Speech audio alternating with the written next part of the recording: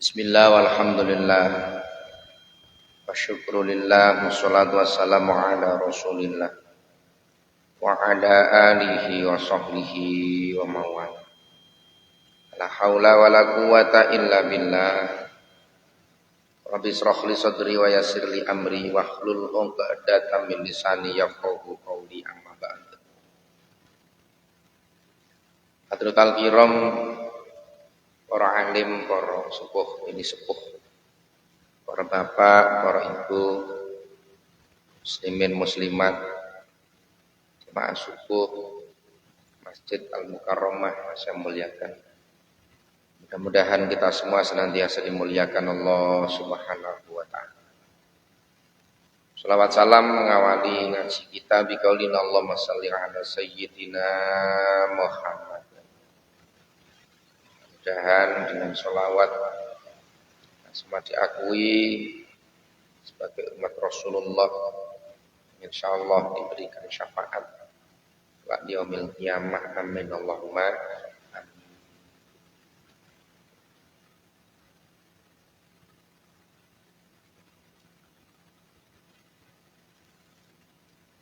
Bapak Ibu yang dimuliakan Allah, alhamdulillah mari kita lanjutkan ngaji kita. Pertemuan sebelumnya kita membahas tentang khutbahnya Nabi, di mana di hadis sebelumnya disebut Kanjeng Rasul Muhammad sallallahu alaihi wasallam beliau tatkala berkhutbah ikhmarrat ainah, kedua matanya memerah, wa ala sautuhu, suaranya tinggi lantang tegas, astadda ghadabuhu, dan seakan-akan seperti orang yang sangat marah, seakan-akan seperti orang yang sangat marah, sehingga diibaratkan ka'annahum mungdiru jaisin, seperti orang yang sedang menyiapkan pasukan perang. Alhasil khutbah itu berbeda dengan ceramah-ceramah atau kultum-kultum gitu ya. Penyampaian nasihat di dalam momen-momen yang lain ini berbeda dengan penyampaian nasihat pada saat khutbah.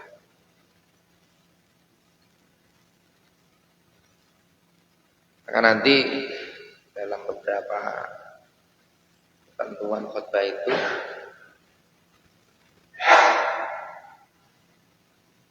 tidak dianjurkan atau makruh menyampaikan hal-hal yang sifatnya joke atau semacam guyon, atau menyampaikan hal-hal yang sifatnya membuat orang itu tertawa dan sebagainya. Ya, dengan drama, ya, dengan mau itu misalkan ada guyonannya sedikit-sedikit, itu malah bagus supaya orang gak ngantuk. Kalau khutbah meskipun jamaahnya ngantuk gak boleh diguyoni, gak boleh menyampaikan hal-hal yang sifatnya lucu sehingga menjadikan jamaah tertawa. Jadi betul-betul khidmat ini, betul-betul khidmat sebagaimana yang dicontohkan oleh Nabi. Sehingga digambarkan matanya memerah, suaranya tinggi, lantang, tegas, kayak seorang panglima yang sedang menyiapkan pasukan. Maka dalam riwayat kemarin disebutkan sabbahakum wa masakum, innal khairal hadis kitabullah wa khairul hadyi hadyu Muhammadin sallallahu alaihi wasallam, asyarrul umur muhdatsatuha wa kullu bid'atin dhalalah. Ini satu contoh khutbahnya Rasulullah Muhammad sallallahu alaihi wasallam. Kita lanjutkan. Bismillahirrahmanirrahim. An Ammar bin Yasir radhiyallahu anhu, mudah-mudahan Allah meridhai sahabat Ammar bin Yasir, amin Allahumma amin. Qala, ia berkata, sami'tu Rasulullah sallallahu alaihi wasallam yaqul, sami'tu, saya mendengar Rasulullah sallallahu alaihi wasallam, saya mendengar Kanjeng Rasul Muhammad sallallahu alaihi wasallam yaqul, beliau bersabda, beliau dawuh, inna tula sholatir rajuli wa qisari khutbatihi mi'innatun min fikhi.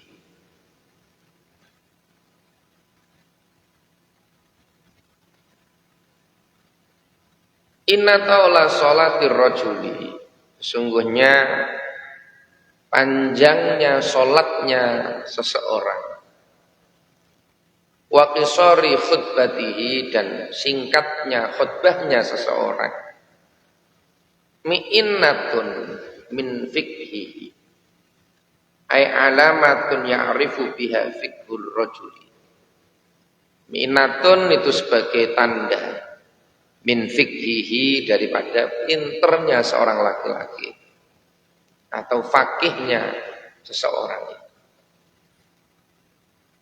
Jadi fikih itu maknanya pinter atau paham. Jadi orang yang fakih, fikih itu biasanya fan ilmu fikih, ada ilmu tajwid, ilmu adab. Fikih itu apa sih? Paham.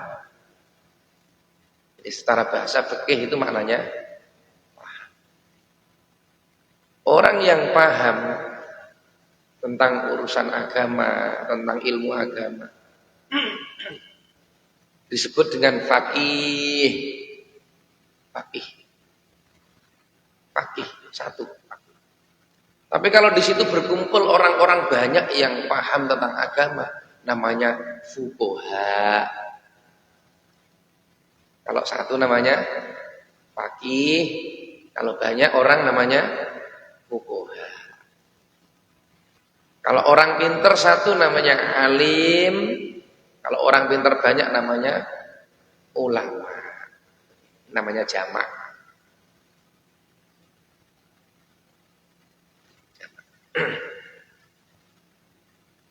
Dawuhnya Nabi, lamanya sholatnya seseorang. Jadi segampangannya kalau makna ala kita beginilah. Nek enek uang, kalau ada orang kok sholatnya lama, khutbahnya singkat, nuduhno kalau orang itu pintar, menunjukkan kalau orang itu paham, menunjukkan kalau orang itu faqih, paham tentang agama, paham tentang ilmu fikih.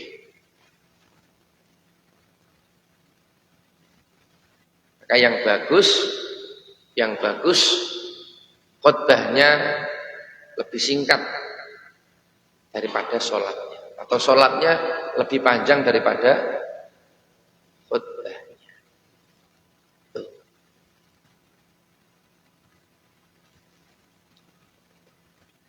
Ini rata-rata khutbah sama sholat panjang mana? Panjang khutbah. Kadang niku wonten khutbah itu sampai 45 menit. Ayo. Khutbah koyo pengajian umum kok. Ceramah masih mending nggih. Itu sampai ada istilahnya komplainan, sampai ada masukan ya. Tolong dihimbau kepada mubalik, khutbahnya jangan terlalu lama. Kayak yang seperti itu. Nah, kalau misalkan sholatnya yang menyesuaikan khutbahnya. Jadi umpomo khutbahnya ini 15 menit. Berarti kalau melihat konteks hadis ini, sholatnya kudune nggih lebih dari 15 menit. apa 16 menit atau 17 menit gitu nggih. Mak ngepaskan ya susah. Ngepaskan ya susah. Jadi bacaannya itu dawa gitu sih. Bacaannya itu panjang. Surat-suratnya itu setelah Fatihah.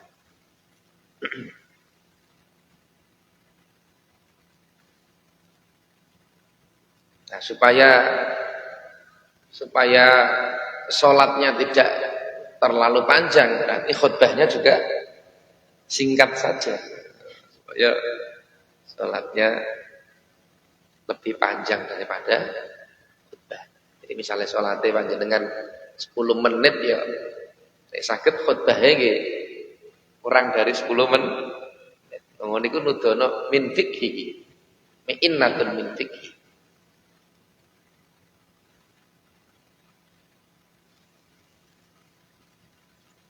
Nah, itu berarti jadi kalau imamnya dan khotibnya satu orang, berarti khotibnya tinggal menyesuaikan gitu gitu.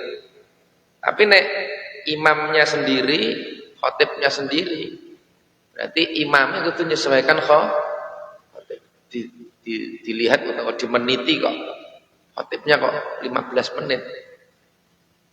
Diusahakan imamnya juga lebih dari 15 menit supaya masuk kategori ini. Kan gitu sih. Supaya masuk kategori ini. Tapi imamnya pengen nanti sholatnya mau surat pendek gitu ya. Berarti khotibnya kudu dijawil. Jangan lama-lama. Maksimal 10 menit. Nah, gitu. Dan Rawahu Muslim, hadis diriwayatkan oleh Imam Muslim.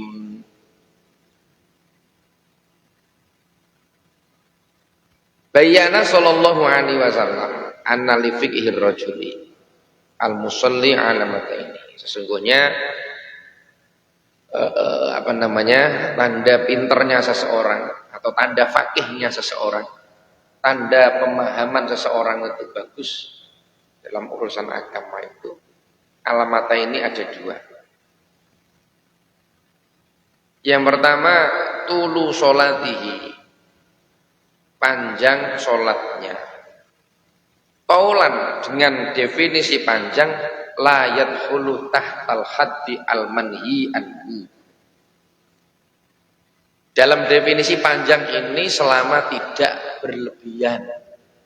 Kok panjang terus panjang tenang. Maca Al-Baqarah sampai selesai. Udah gitu disambung Al-Maidah.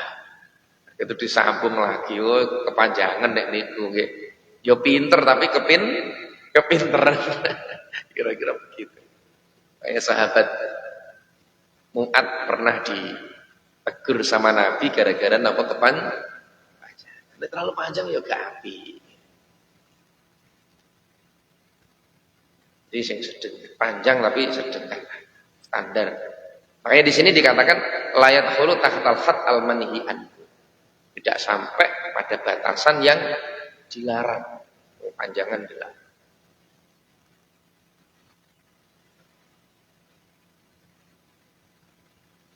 Nah, bahasa batasan yang dilarang ini bagaimana? Niki dipun terangaken teng mriki. Bihaitsu la yakhruju atau langsung bihaitsu la yukhriju as-sholata an waqtiha.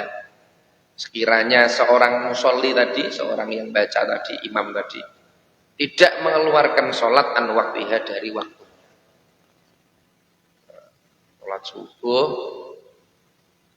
Sholat subuh jam berapa tadi? Jam 5 nggih. Jam 5. Allahu akbar 2 rakaat. Surat itu betul. Sampai jam setengah 6 baru 1 rakaat. Jam 5 sampai setengah. Atau sampai jam 6 kurang 1/4 saking panjangnya. Terus masuk rakaat kedua keluar waktu. matahari sudah terbit. Saking dawa panjang apa bacaannya. Jadi dia sholat saking panjangnya sampai keluar waktu. Itu enggak boleh panjangan. Atau batas yang dilarang tadi apa? Au yadurru biman khalfah. Atau sekiranya membahayakan, menjadikan madharat orang-orang yang ada di belakang, yaitu makmumnya tadi. Sholat yang panjangnya nopo bacaan sampai makmumnya ada yang semaput barang. Ada yang pingsan, ada yang kakinya gelinu, ada yang macam-macam. Rukuk saking lamanya sampai encoke kumat misalnya. Ini problem nih. Itu yadurru biman khalfah. Salat lama yang membahayakan atau menjadikan madharat jamaah. Pokoknya sedenganlah kira-kira. Wal alamatu saniyah. Jadi salat yang panjang bacaannya, yang dilakukan dengan rileks, dengan santai, tidak tergesa-gesa, tidak terburu-buru. Lah niki mi'natun, salah satu tanda fakihnya seseorang.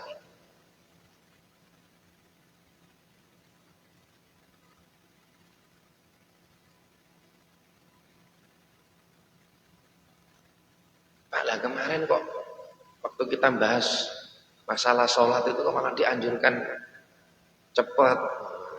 Cepat itu maknanya bukan terus kecepatan jungkar-jungkir gitu, bukan. Ya, cepat itu maknanya standar. Gitu loh, gitu. Takhfif itu maknanya apa? Standar. Enteng itu maknanya standar. Dibanding dengan sholat sendiri. Kalau dengan sholat sendiri, monggo silakan, mau lama, sujudnya lama, rukuknya lama, monggo. Boleh.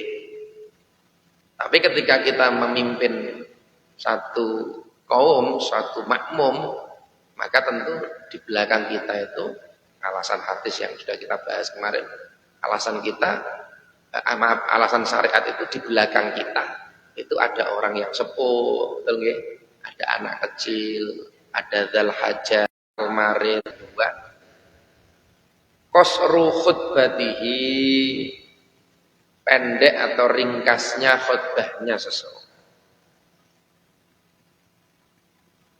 Ini termasuk tanda-tanda apa? Fakihnya seseorang, yaitu khutbahnya ringkas atau pendek. Ijaz, ringkas. Ya. Maka lanjutan hadis tadi, fa'atilu as-sholata, maka panjangkanlah sholatmu. Waksuru al-khutbata, binisbat, dibanding daripada khutbah. Jadi panjang di sini orang kok terus panjang kepanjangan enggak, tapi yang penting luwih panjang daripada khutbah, itu aja. Jadi kayak tadi itu nih, sholat, nih khutbahnya 5 menit ya, sholatnya 7 menit itu sudah lebih panjang daripada khutbah. Khutbahnya 10 menit, berarti sholatnya 11 menit, 12 menit, sudah lebih panjang. Ya, yang repot ya tadi itu, khutbahnya 45 menit lah iki. Jadi sholatnya butuh minimal 46 menit, abdulnya begitu. Repot nih. Jadi kalau khotib ya, khususnya saya ya, itu ketika mau khutbah yang pertama itu, alhamdulillah, bukan salam loh ya. Kalau habis salam nanti kan ada adzan lagi, kalau dihitung ya panjang. Adzan itu paling enggak sekitar 4 menit kalau tidak salah itu. Saya sering perhatikan adzan itu kadang adzannya muadzin yang kedua itu kadang itu ada yang cepat, kadang ada yang standar kayak adzan biasa itu. Allahu akbar, Allahu akbar. Tidak suwe. Allahu akbar, Allah. Jadi ada yang adanya biasa, ada yang adanya rada cepat. Karena mengingat ini khutbah kedua, khotib sudah di atas mimbar. Nah, itu kalau saya perhatikan itu sekitar antara 3-4 menit lah. Nek rodok anu ya 5 menit. Jadi misalkan mau memulai khutbah, alhamdulillahilladzi an'amana bi nikmatil imani wal islam, itu biasanya kita lihat. Oh, ini jam sekian. Jadi paling tidak 10 menit, sedikit 11 menit, 12 menit. Udah.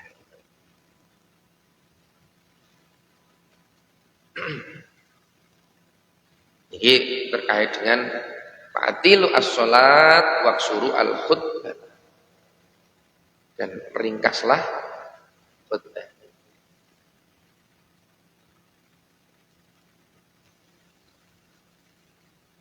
Wa inna minal bayani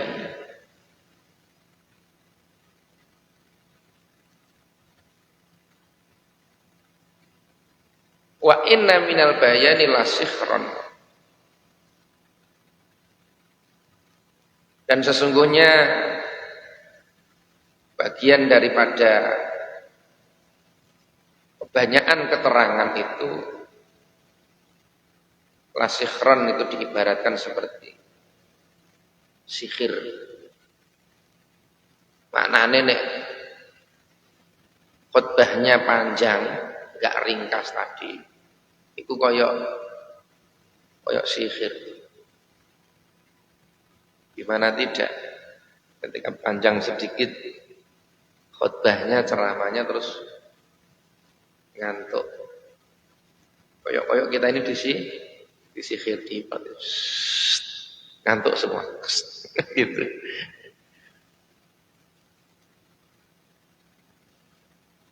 Ini yang pertama. Thalabul ijaz fil khutbah ma'ahtiwa'iha 'alal mawa'id allati ta'budu bimujami'il qulub. Dianjurkan untuk ijaz. Ijaz itu simple, meringkas dalam khutbah. Ya.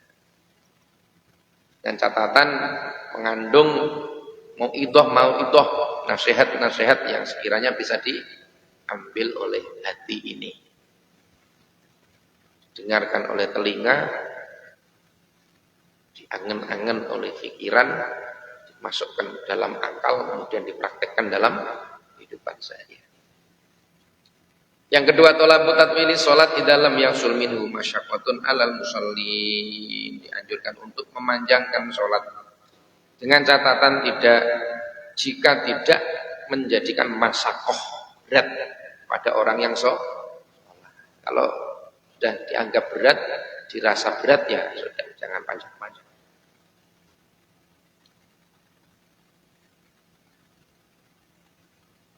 Khususiyatun min khasa'isir Rasul Al-Karim haitsu utiya jawami al-kalim. Dan Nabi Muhammad sallallahu alaihi wasallam diberikan kekhususan oleh Allah Subhanahu wa taala, utiya jawami al-kalim. Diberikan Nabi itu dawuh-dawuhnya singkat, padat, tapi maknanya luar biasa. Setiap untaian kata yang keluar dari lisan mulia Nabi mempunyai makna yang begitu luas, begitu luar biasa. Maknanya gini, Nabi ini ngomongnya sidik, tapi maknanya banyak, maknanya luas. Berbeda dengan sebagian orang itu ngomongnya oke, tapi gak enak intinya. Intinya saidik ngoten mawon. Padahal ngomongnya panjang tapi bulet mawon. Moro wene. Apa ngomong pasti tujuannya itu mau ke sini gitu. Ngomongnya ke rene sih. Muter sih. Lagi rene. Iku bulet jenenge gitu nggih.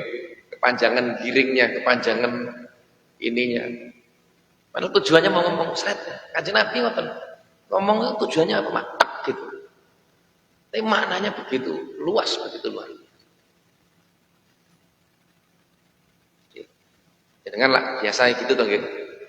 Anu Pak, singkat padat berisi, berisinya itu loh. Berisi itu kalau dijabarkan itu bisa maknanya banyak. Singkat, ngomongnya singkat, padat tapi syarat makna. Tapi nggih wonten ngomongnya make maknane sithik karena tadi itu buletnya itu tadi.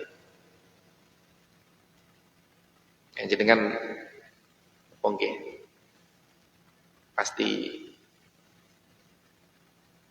juga meneliti lah atau mengangan-angan lah setiap penyampaian apa. Ini intinya ke sini, intinya poinnya ini. Kadang itu orang bingung gini Pak. Itu ceramah itu menyampaikan apa ya? Kok pembahasannya kok ngalor ngidul. Jadi pesannya itu enggak tek ini gitu loh. Enggak. Jadi jelaskan ini, nanti ngembang lagi ini, jelaskan ini ngembang lagi. Jadi tidak pada pesan yang ingin disampaikan itu apa. Itu sulitnya ngaji itu Pak sebenarnya. Ya. Ini problem mubalik ya. Sulitnya ngaji itu. Gimana kita menyampaikan pesan, message yang sudah kita rancang ini, apa yang akan kita sampaikan ke jamaah. Nanti outputnya apa? Ketika kita sudah menyampaikan ini, jamaah mendengarkan, diangan-angan, kemudian nanti harapannya bisa dijelaskan atau dipraktekkan dalam kehidupan sehari-hari. Kadang wonten, pokoknya ramah itu pokoknya yang menyampaikan bla bla bla bla bla. Karena enak kesimpulannya. Kesimpulannya apa? Bu, jelasno jelasno iki. Oh, banyak penjelasan, tapi apa tadi? Tidak ada kesimpulan yang sekiranya bisa dijadikan oleh-oleh sebuah ilmu yang bisa diangan-angan dan dipraktekkan.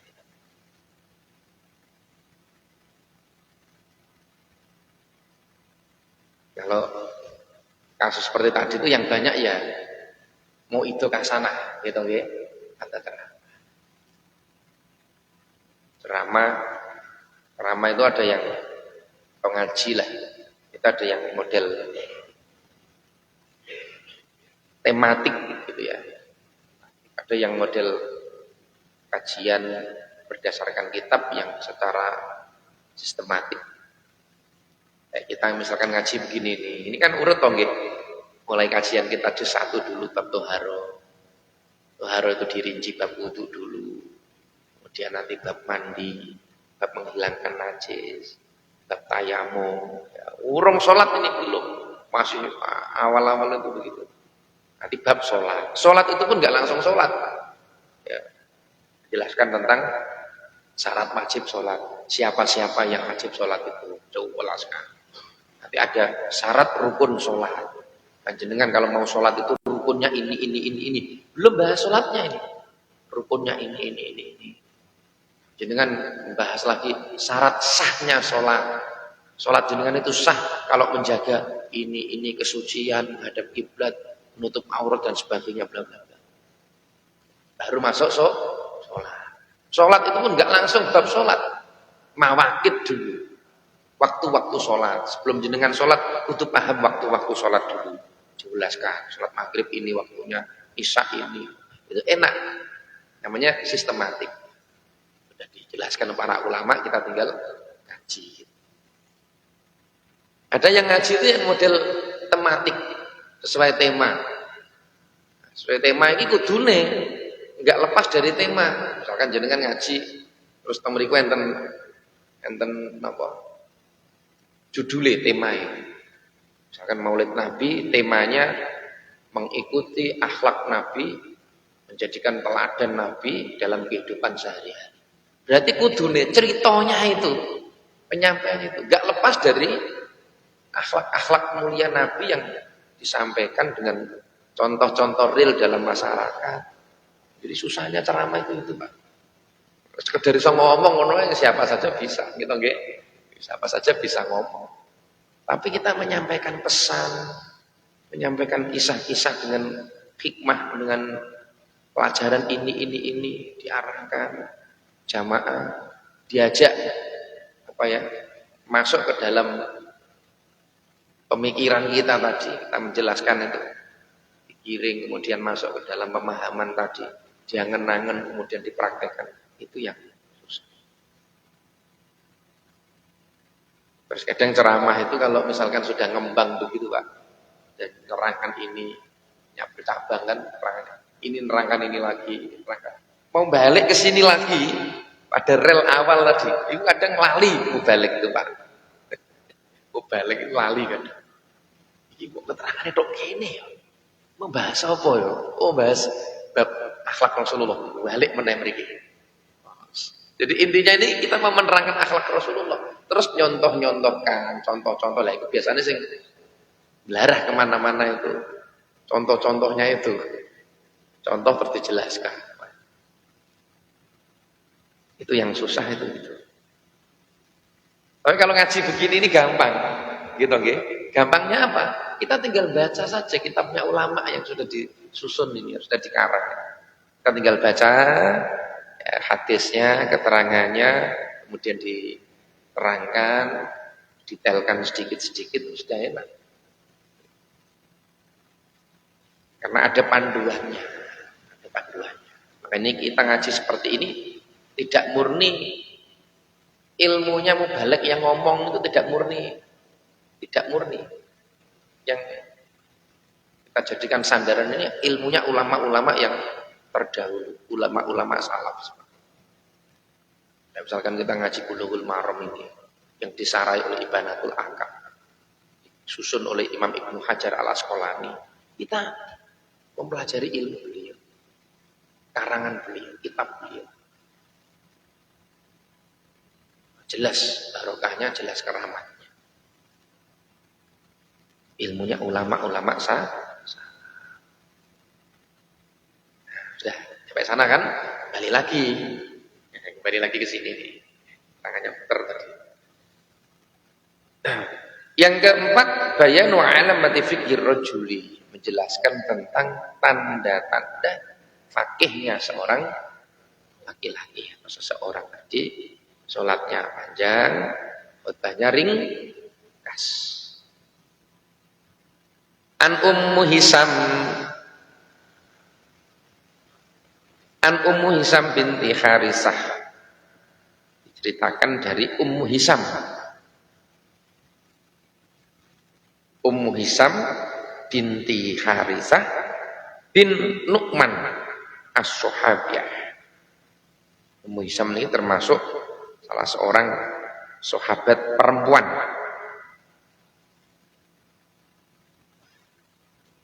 Yang dia masyhur dengan pada saat peristiwa Bai'atur Ridwan. Apa yang radhiyallahu anhuma, mudah-mudahan Allah meridhoi Ummu Hisam binti Harisah, amin Allahumma amin. Apa yang beliau sampaikan? Qalat, ia berkata, ma'akhadtu qaf wal Qur'anil Majid. Ma'akhadtu, aku tidak mengambil surat Qaf, surat Qaf, wal Qur'anil Majid. Ada 45 ayat surat Qaf. Illa an lisani Rasulillah sallallahu alaihi wasallam. Kecuali dari lisan mulia Rasulullah Muhammad sallallahu alaihi wasallam. Yaqra'uha, yang mana beliau membaca surat Qaf itu kulla jumu'atin alal mimbari. Beliau membaca surat Qaf itu di tiap-tiap Jumat alal mimbari, di atas mimbar, idza khataban nas, tatkala beliau mengkhutbahi jamaah para manusia.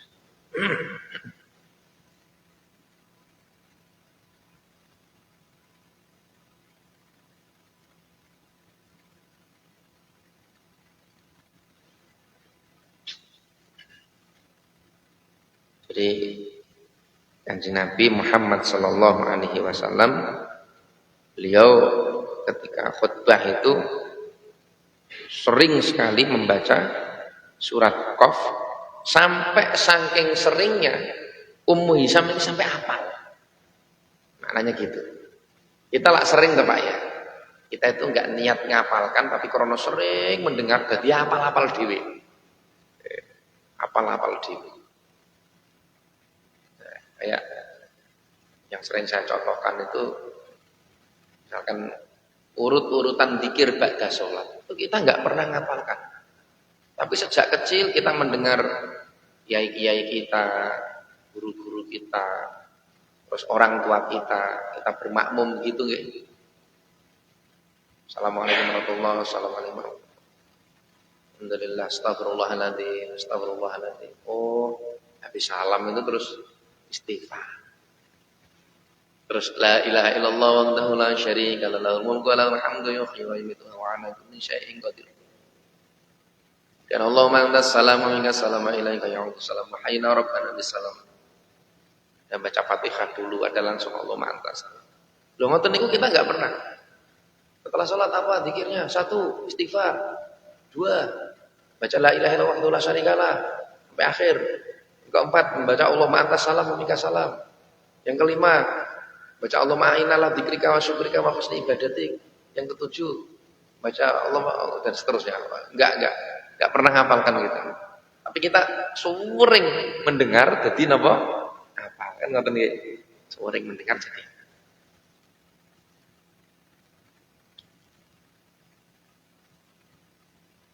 Ayaqra'u kullu jum'atin 'alal mimbar.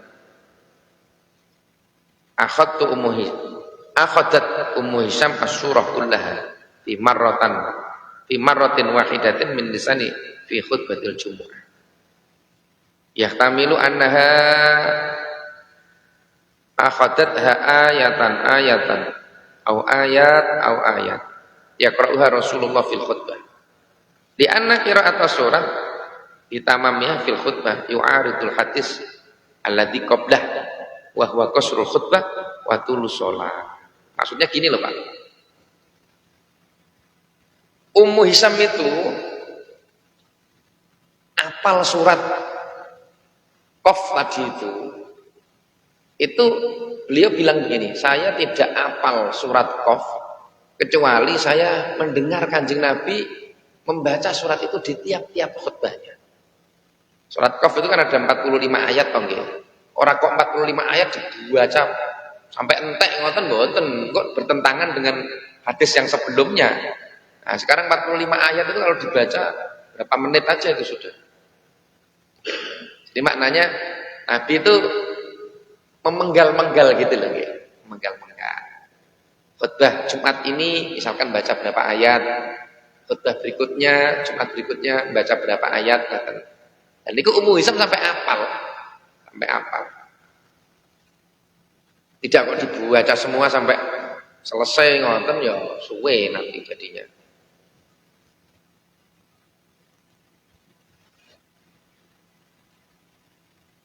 Nanti dibuka sendiri ya surat Qaf ya. Qaf wal Qur'anil Majid ada 45 ayat. Masra'iyatil qira'ah fil khutbah. Dianjurkan qira'ah fil khutbati di dalam apa? Khutbah itu membaca surat Qaf. Tardidul wa'di fil khutbah. Terus menerusnya nasihat fil khutbah di dalam khutbah. Khutbah pertama, khutbah kedua ini ada mau'idhahnya, ada nasihatnya. I'tina'un nisa' fi sadril awal ittalaqi wal khibti wa naqli sunnah an-nubuwah. Para perempuan di awal-awal Islam itu mereka itu bertalaki. Bertalaki itu ngaji langsung, secara langsung itu talaki namanya. Dan menghafal sekaligus naqli sunnah an-nubuwah. Menukil atau mempelajari sunnah-sunnah ke Nabi. Perempuan-perempuan itu ya semangat-semangat ngaji. Zaman dulu, zaman Mbah Kanjeng Nabi, perempuan itu sudah semangat. Saat ini juga sama, alhamdulillah. Semangat-semangat ngaji. Bahkan saking semangatnya niku enten sak RT itu majelis taklim perempuan itu dua majelis maksudnya. Karena kalau digabung jadi satu kebanyakan. Banyakan sampai 50-an lebih. Banyakan. 10. Itu kalau kebanyakan jamaah begitu nek ketempatan lah ya konsumsinya lah lebih banyak toh nggih. Makanya supaya konsumsinya gak lebih akeh bagi dua aja. Majelis taklim A, majelis taklim B.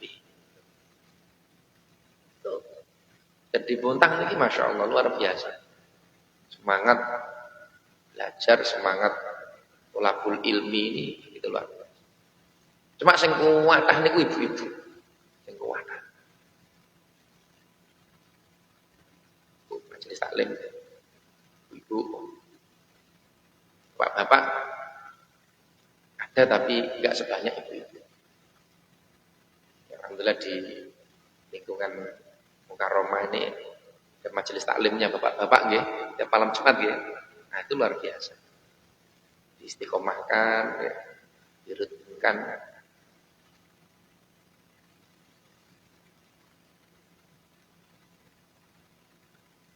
Ilaan lisan di Rasulillah. Jadi siapa tadi Ummu Hisam iki hafal surat Qaf wal Qur'anil Majid ini krono krungu mawon. Gak ngapalkan langsung tapi talaki krungu diikuti. Maka anak kecil itu ketika dia menghafalkan lewat talaki itu cepet Pak. Ada anak kecil itu dia belum bisa baca Quran, belum bisa. Tapi hari-hari itu diajari oleh ibunya misalkan atau gurunya misalkan. Diajari Quran itu sering diperdengarkan. Itu akhirnya nggih hafal. Pak jenengan punya anakku kecil gitu, yang ngaji belum bisa. Jenengan hari-hari perdengarkan surat Al-Ikhlas. Qul huwallahu ahad. Suruh niruin, kok apal dhewe. Gitu nggih. Entar apal. Sering tiap hari. Enggak usah disuruh ngapalkan, cak cilik kok suruh ngapalkan. Kulino aja, biasakan aja tiap hari bacakan itu. Kok langsung ngapal-apal dhewe. An Ibni Abbas radhiyallahu anhu diceritakan dari Abdullah bin Abbas. Kemudian Allah meridhai Abdullah dan Sayyid Abbas. Amin Allahumma. Amin. Qala ia berkata Abdullah bin Abbas, qala Rasulullah sallallahu alaihi wasallam. Kanjeng Rasul Muhammad sallallahu alaihi wasallam beliau bersabda, "Man takallama yaumal jumu'ati." Man barang siapa takallama yang berbicara pada yaumal jumu'ati pada hari Jumat wal imamu adapun imam yaktubu sedang khutbah bahwa makaman itu tadi kamasalil khimari yahmilul asfara. Khimar itu maka orang itu diumpamakan oleh Nabi kamasalil khimar seperti khimar. Ini perumpamaannya ya ngapunten rada ekstrim. Nabi. Ekstrim bagi kita ya. Kata Nabi orang yang waktu khutbah atau saat khutbah ngomong dhewe iku padha kaya khimar. Yahmilu asfaro yang dia memikul menggendong di punggungnya itu asfaro, kitab-kitab. Jadi khimar itu keledai itu loh nggih. Keledai itu punggungnya kan ditumpai barang-barang muatan toh nggih. Tumpai, taruh, plek. Padahal yang dinaikkan ke punggungnya itu kitab. Tapi kira-kira keledai itu paham nggak isi kitabnya? Udah paham, keledai kok paham kitab. Lah orang yang pada saat khotib khutbah maksudnya atau imam khutbah. Kok dia ngomong sendiri? Itu perumpamaannya seperti khimar yang dibebani dengan hitam. Gak akan paham. Orang khutbah, hati kita ini sesungguhnya Allah Ta'ala tidak menciptakan dua hati dalam seorang laki-laki. Hati kita itu cuma satu, Pak. Sehingga kita kalau fokus dengan satu masalah itu, sing liyane gak fokus. Gitu nggih. Jenengan fokus ngomong, terus dijak ngomong wong liya, mesti apa tadi? Bawa apa tadi? Sampean ngomong apa tadi? Kenapa? Kita fokus ngomong ini. Kita kalau fokus ngobrol, takal lama tadi, mantakal lama, fokus ngomong, diajak ngomong itu, tadi. Ini dijak ngomong, apalagi diomongi bukan dijak ngomong, dari orang ngomong, blas gak krungu, gitu nggih, blas gak krungu. Gitu. Makanya hati kita itu cuma satu. Susah kita untuk fokus pada dalam satu waktu loh ya, dalam satu waktu kita fokus dua hal yang kita laksanakan dalam keadaan bersamaan. Angel ini.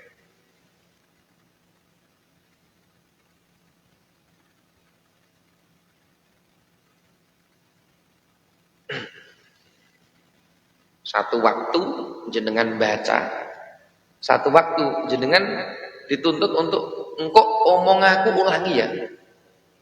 Jadi jenengan disuruh fokus baca matanya, telinganya disuruh fokus dengan sesuatu itu.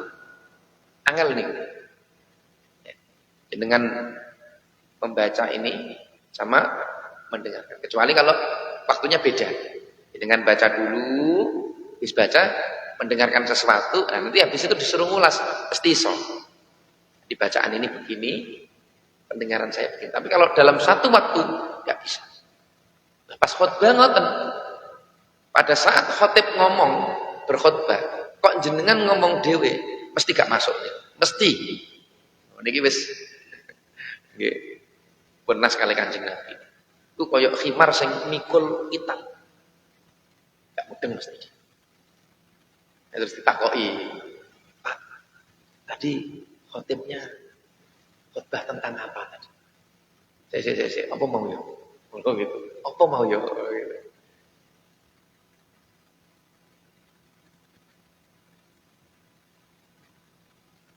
Kayak kalau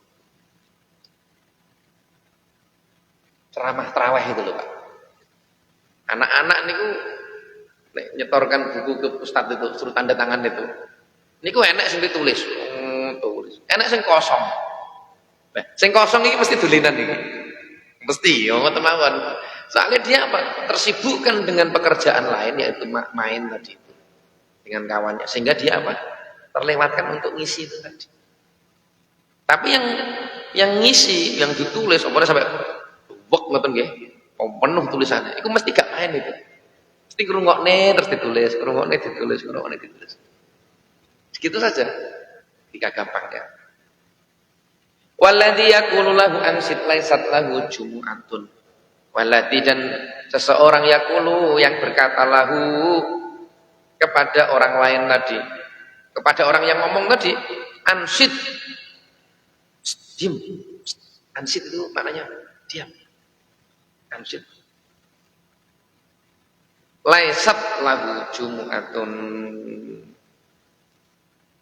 Laisat lahu jumu'atun, Pak. Jadi laisat lahu jumu'atun, baginya tidak ada Jumatan. Baginya tidak ada Jumatan. Maknanya begini, la sholata lahu kamilatan. Tidak ada sholat yang sempurna. Maknanya sholat Jumat itu tidak sempurna. Binafil fadilah, karena menafikan fadilah, keutamaan allati yakhuzuha min ansyid, yang disebabkan karena dia mengucapkan ansyid. Karena jenengan nih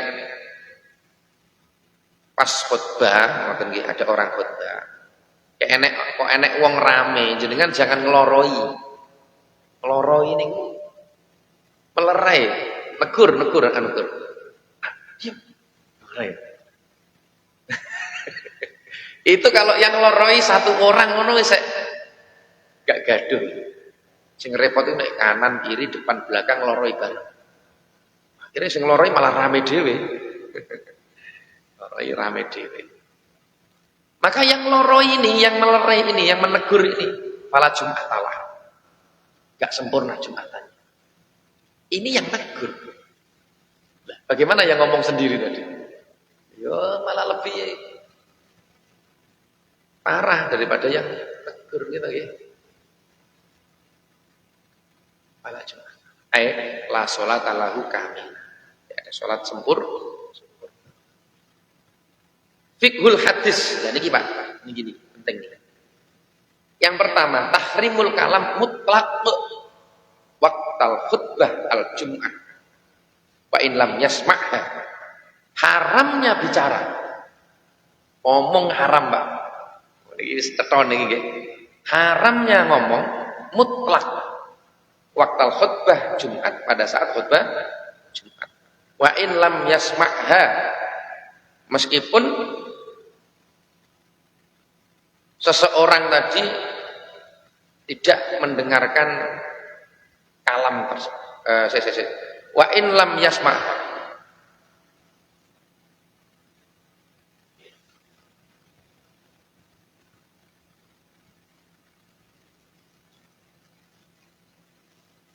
Tahrimul kalam mutlaqan waqtal khutbatul Jumat. Wa in lam yasma'. Jika dia tidak mendengarkan apa? Mendengarkan khutbah tadi. Meskipun dia tidak mendengarkan khutbah, haram. Haram itu ya haram ya. Wa bihi qala Malik wa qalat Hanafiyah. Menurut Imam Malik dan Imam Abu Hanifah hukumnya haram. Wa qala Ahmad innahu yahrumu 'alal qarib duna ghairihi. Dan yang menurut Imam Ahmad berbicara itu haram al-qarib duna ghairihi, tidak selain qarib.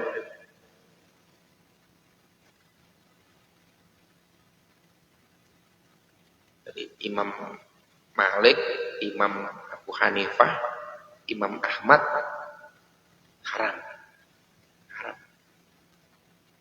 Wa qalat asy-Syafi'iyatu innahu makruhun tanzihan. Kalau menurut Imam Syafi'i rada toleransi, longgar, makruh. Liman yasma'u wa man lam yasma' la karohata alaihi. Ini wa hadza kulluhu idza lam takun daruratun lil kalam ka tahdzir an aqrab. Tapi menurut Imam Syafi'i ngomong yang makruh itu tadi, ngomong yang ada keperluan. Contoh gini, mereka disebutkan katahdir anil akrob min akrob. Jenengan ning guri ngeten, terus enek akrob itu kalau jengking atau binatang yang membahayakan lah, selain kalajengking boleh. Cuma di sini contohnya akrob. Ada kalajengking di belakang teman jenengan. Jadi kalau pas khutbah boleh ngomong enggak? Enggak boleh toh nggih. Terus enek kalajengking itu atau ular pakai metu teko leng gitu. Zaman dulu ya. Keluar dari leng. Masjidnya enggak begini, keramikan gitu. Baik, saya pengen ngomong, Pak, ada kalajengking. Berarti saya ngomongnya orang dong. Jadi jumatan saya enggak sempurna nanti. Kalau diem aja, koncone dicopot, hewan berbahaya tadi. Maka kata Imam Syafi'i ngomong aja. Enggak apa-apa. Min akrab wa nahwi. Wa illa wajaba kan nahi anil mungkar. Ini diperbolehkan. Waqat yundabu al kalam karot disalam. Ini Imam Syafi'i ya. Dan disunnahkan berbicara seperti menjawab salam. Iki umpama niki umpama. Enak khotib khotbah, kok ada jamaah masuk masjid, assalamualaikum. Ya salam. Assalamualaikum. Tapi orang enek kita iki. Umpama enek, Assalamualaikum. Jawab salam hukumnya apa? Wajib. Itu di luar ketika jenengan mendengarkan khutbah. Tapi kalau jenengan pas tersibukkan mendengarkan khutbah, jawab salam ini hukumnya sunnah. Salam sing model begitu tuh enggak jenengan jawab enggak apa-apa. Jenengan pas lagi mendengarkan khutbah, kok nek wong salam, Assalamualaikum. Meneng aja jenengan. Delok tok ngene, wis keri salam bareng. Makanya dulu saya masih ingat betul. Kita waktu ngaji itu Pak, dengan para masyayikh, dengan guru-guru kita waktu ngaji di pondok setelah itu. Ketika masyayikh sudah membaca kitab begini, santri-santri sudah maknani semua duduk. Terus ada santri yang datang telat. Itu kalau salam malah dimarahi Pak. Terus kering ganggu gitu. Sudah telat ganggu lagi. Kalau carry masuk aja. Kalau telat sudah masuk aja langsung, nggak usah pakai salam. Gitu. Itu dimarahin betul. Jadi kalau salam itu ya ada aturannya. Tidak mentang-mentang di situ raddu salam wajibun, menjawab salam wajib. Oh, tidak di setiap keadaan, enggak. Ini namanya ilmu lembut ini ya. Ilmu lembut itu ilmu detail. Nah, jenengan ngertinya lah, jawab salam wajib. Wah, ada yang jawab salam haram itu ya ada kok. Di mana Pak? Nah, bukan di kamar mandi. Pada saat jenengan qadil hajat. Kamar mandi tok ora apa-apa, makruh. Waalaikumsalam warahmatullahi wabarakatuh. Jenengan lagi begini. Waalaikumsalam. Haram enggak boleh. Tapi kalau di kamar mandi saja tidak sedang qadil hajat, jadi ada hukum itu ada porsi-porsi, ada tempat-tempatnya sendiri. Jangan digebyah-uyah, disamaratakan. Jawab salam wajib. Bareng sholat, Allahu Akbar. Assalamualaikum. Waalaikumsalam. Batal jenengan, gitu nggih. Makanya Nabi ketika sholat kok disalami, isyarat tok. Assalamualaikum ya Rasul. Isyarat tok. Waalaikumsalam. Itu kemarin ditanya, Pak RT, bukan Pak RT sini. Ustaz, saya itu sholat. Terus digedor-gedor warga. Assalamualaikum Pak RT. Duduk. Itu saya harus jawab apa enggak? Ya kalau jenengan jawab ya batal sholatnya. Gitu. Batal. Terus gimana Pak? Ya, kalau misalkan orangnya kira-kira ngerti jenengan sholat, ya jenengan isyarat. Kalau nggak ngerti mas jenengan sholat ya keraskan bacaannya. Gak usah dijawab. Sik sholat sik. Batal. Utama jawab salam batal. Ya Allah. Baik. Itu nggih. Jadi jawab salam itu ada kalanya sunnah, yaitu tadi. Wa tasmitul atis, menjawab bersin. Ajin. Alhamdulillah. Jadi pas khutbah, ini balik lagi khutbah. Pas khutbah ada temannya jenengan yang wahing-wahing. Alhamdulillah. Ya rahmukallah. Gitu. Itu sunnah. Wassalatu ala nabi, dan tapi kesunahan itu cuma bersin yang pertama aja. Bersin yang kedua, ketiga, keempat, namanya pilek, bersin terus. Alhamdulillah, ya rahmukallah. Alhamdulillah, ya rahmukallah. Kapan ngrungokne khutbah ini? Pisan tok mawon, sekali saja. Wassalatu ala nabi, dan sholawat kepada nabi idza sami'a ismahu, kalau seseorang itu mendengar namanya. Wasu'alul jannati wa ta'awud, dan permintaan surga, doa maksudnya mengaminkan. Wa ta'awud idza wa ta'awudu man idza sami'a ismaha, dan berlindung dari seseorang yang disebut namanya. Amma khutbatu ghairil Jumat, jadi itu apa niki? Adapun khutbah selain Jumat, yo khutbah Idul Fitri atau khutbah Idul Adha, fala khilafa fi anal insat ilahi sunnah. Kalau selain khutbah Jumat, justru negur itu dianjurkan. Nek wong ada orang mendengarkan khutbah Id kok rame dhewe. Pak, rame. Kita dengarkan khutbah Id. Dianjurkan negur malah, Pak. Tapi kalau khutbah Jumat jangan negur. Wa amal kalam inda julusil imam alal mimbar. Adapun berbicara inda julusil imam tatkala duduknya imam alal mimbar, mesti khotib ya, duduk di mimbar berarti pas antara dua khutbah ya, au bainal khutbataini, antara dua khutbah, au ba'dal khutbatil akhir, atau setelah khutbah akhir. Setelah khutbah akhir itu setelah khutbah mau sholat. Jangan kadang kalau ada temannya yang ketiduran lah bangunin toh nggih. Pak bangun Pak. Mat. Itu tidak termasuk larangan.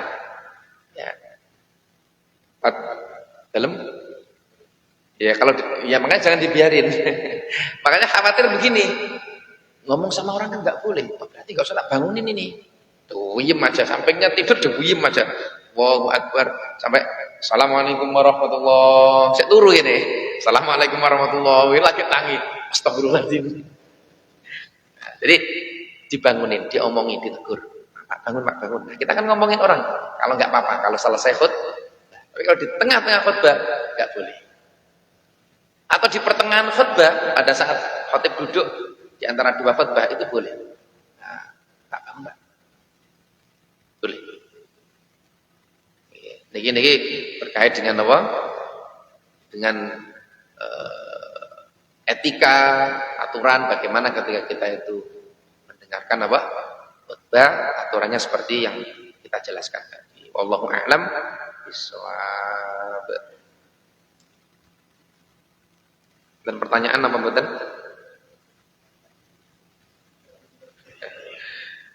Mohon maaf ini lewat 10 menit. Mestinya jam 6 sudah nit-nit.